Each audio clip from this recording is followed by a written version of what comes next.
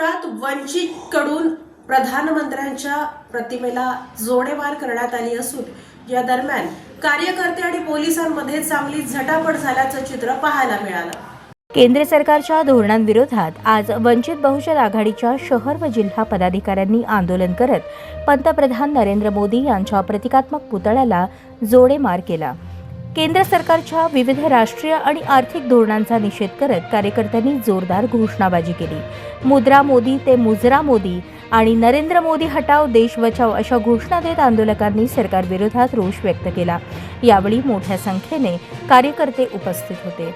आंदोलनादरम्यान पदाधिकाऱ्यांनी पंतप्रधानांचे नाव आंतरराष्ट्रीय स्तरावर चर्चेत असलेल्या जेफ्रे एप्स्टीन प्रकरणाशी जोडले जात असल्याचा आरोप करत केंद्र सरकारने याबाबत आपली भूमिका स्पष्ट करावी अशी मागणी केली।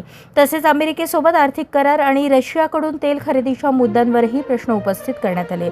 यावेळी वंचितचे आतिश बनसोडे आणि सुहास सावंत यांनी सरकारवर जोरदार टीका केली।